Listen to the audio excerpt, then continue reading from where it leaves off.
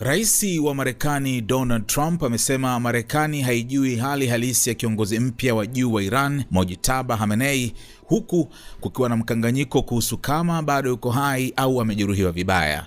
Akizungumza na waandishi wa habari katika ikulu ya White House, Trump alisema taarifa zinazotolewa kuhusu Khamenei zinakinzana. Hatujui kama amekufa au bado yuko hai, alisema Trump.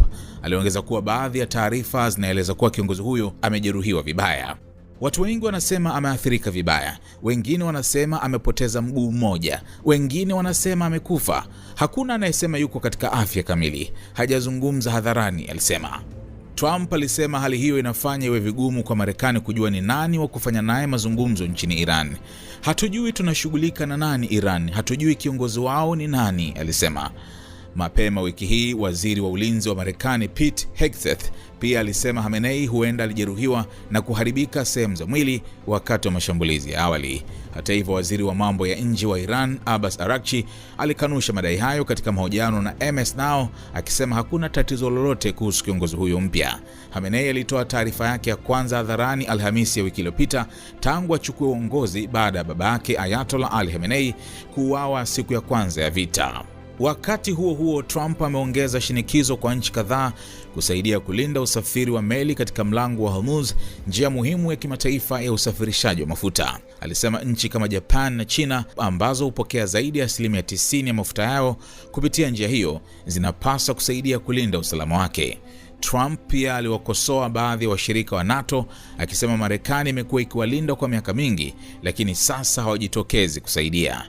Rais huyo alisema anatarajia Uingereza na Ufaransa kushiriki katika kulinda usafirishaji wa meli katika eneo hilo. Alisema amezungumza na rais wa Ufaransa Emmanuel Macron, akidai majibu yake yalikuwa alama ya 8 kati ya 10. Trump pia alisema anaamini Uingereza itashiriki katika operesheni ya kulinda mlango wa Hormuz. Mapema, waziri mkuu wa Uingereza Keir Starmer alisema Uingereza inafanya kazi na washirika wake kuandaa mpango wa pamoja wa kufungua tena njia hiyo ya bahari. Wakati huo huo, Qatar imelaani vikali shambulio la kombora lililogonga gari la raia katika eneo la Al Bahia katika Falme za Kiarabu UAE na kusababisha kifo cha mtu mmoja.